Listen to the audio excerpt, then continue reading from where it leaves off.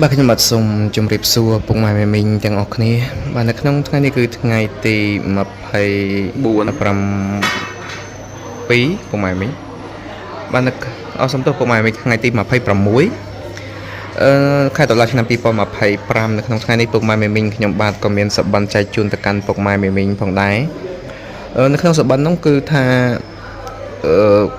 មានអារម្មណ៍ថាចោលឡានខ្ញុំណារបៀបថាចោលលួចពុកម៉ែមីង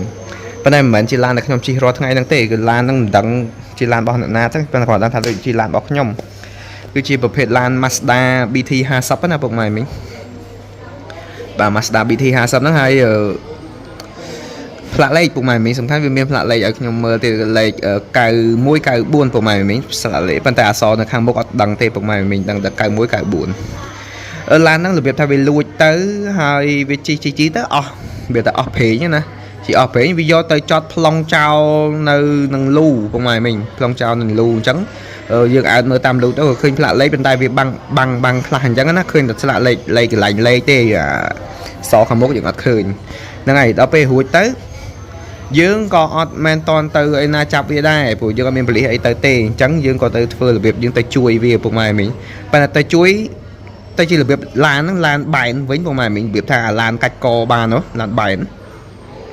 បាទយើងកាច់កទៅហើយខ្ញុំក៏លួចដោះស្ពឺមួយពុកម៉ែមីងលួចដោះស្ពឺមួយដល់ពេលអញ្ចឹងឡានតែកាន់ដោះស្ពឺហ្នឹងហើយគឺអត់អាចទៅមុខបានទេអញ្ចឹងយើងធ្វើឲ្យវាឆេះបានប៉ុន្តែវាទៅមុខអត់រួចហើយដល់ពេលដែលយើងតម្លាក់ចុះមកវិញ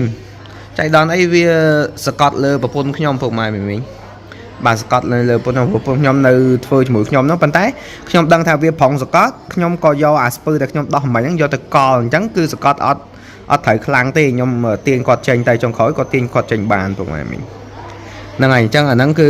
សប្បន្នរបស់ខ្ញុំមានប៉ុណ្្នឹងឯងចែកជូនទៅកាន់ពុកម៉ែមីងទាំងអស់គ្នាបាទជូនពរពុកម៉ែមីងបាទសូមឲ្យហេងទាំងអស់គ្នានៅក្នុងថ្ងៃនេះ